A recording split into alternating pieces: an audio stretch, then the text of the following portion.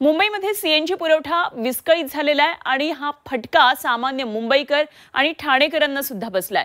मुंबईतल्या बहुतांश rickshaw taxi सीएनजीवर चालतात आणि सीएनजीच नाहीये, त्यामुळे शेकडो टॅक्सी आणि रिक्षा आजही रस्त्यावर उतरलेल्या नाहीत। त्यामुळे सलग आता तिसरा दिवस आहे मुंबईकर आणि ठाणेकरांचे हाल होऊ लागलेले आहेत। ओला उबर बुकिंगला सुद्धा मिळत नाहीयेत, तर सीएनजी तुटवड्यामुळे मुंबईकरांना नाहक मनस्ताप सहन करावा लागतोय। गेल कंपनीची सीएनजी पुरवठा करणाऱ्या पाईपलाईनच्या दुरुस्तीचं काम हे अजूनही पूर्ण झालेलं नाहीये। आज बिघाड दुरुस्त होण्याची शक्यता आहे, त्यामुळे आज हा बिघाड दुरुस्त होतो आहे का, या साऱ्याकडे मुंबईकरांचं लक्ष लागलेलं आहे।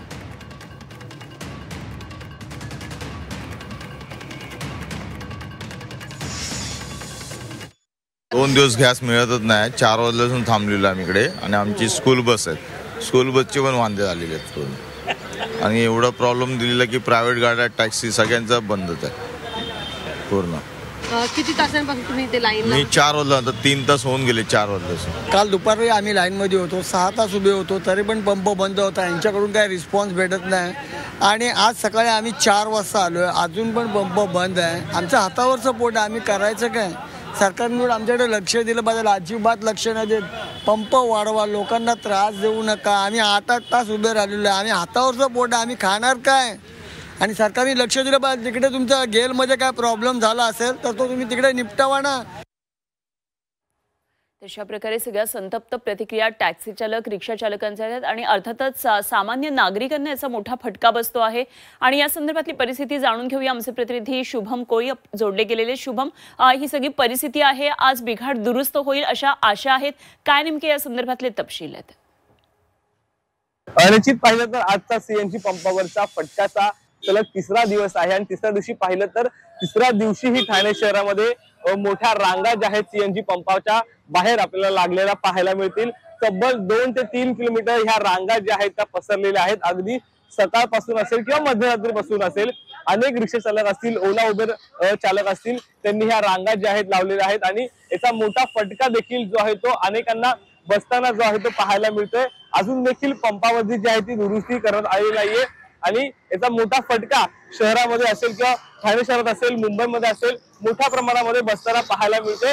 आपण पाहिलं तर मोठ्या रांगा अजून देखील आपल्याला या ठिकाणी पाहायला दिसत असतील। एका बाजूला रिक्षा चालकांच्या रांगा तर दुसऱ्या बाजूला ओला उबेर चालकांच्या रांगा, आणि ही रांग जी आहे ती संपूर्ण शहरामध्ये जे आहे पसरल्याचं पाहायला मिळतंय।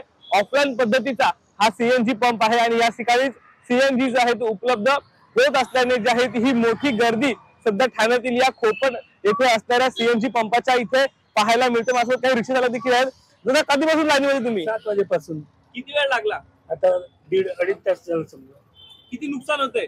लय होते। निश्चित पाहिलं तर सकाळपासून अनेक रिक्षा चालक जे आहेत ते या ठिकाणी प्रतीक्षेमध्ये आहेत सीएनजीचा। पाहिलं तर मोठी गर्दी सध्या या ठिकाणी पाहायला मिळते। काही चालक देखील आपल्यासोबत या ठिकाणी आहेत, त्यांच्याबरोबर बातचीत करणार आहोत। दादा, कधीपासून लाईनमध्ये तुम्ही? 1 घंटा झाला असेल। काय किती अडचणी होत आहेत? भरपूर अडचणी होत आहेत। काय नुकसान वगैरे? नुकसान, धंद्याची वाट लागून जाते, सकाळचं पिकअपचा टायमिंग आहे, सीएनजीच भेटत नाही। निश्चित पाहिलं तर तब्बल 1 ते 1.5-2 तास प्रतीक्षेमध्ये अनेक आपल्या या ठिकाणी ओला उबेर चालक असतील, रिक्षा चालक असतील, ते सीएनजीच्या प्रतीक्षेमध्ये आपल्याला पाहायला मिळतात। आता परिस्थिती ही हळूहळू जरी पूर्वपदावर येत असली तरी मोठा फटका जो आहे तो या ठिकाणी एकंदरीत सीएनजी धारकांना जो आहे तो बसलेला पाहायला मिळतोय। ठीक, शुभम, धन्यवाद दिलेल्या या सगळ्या सविस्तर माहितीसाठी। वेळोवेळी जोडले जाऊ, आणखी तपशील आपल्याकडून जाणून घेत राहू। धन्यवाद।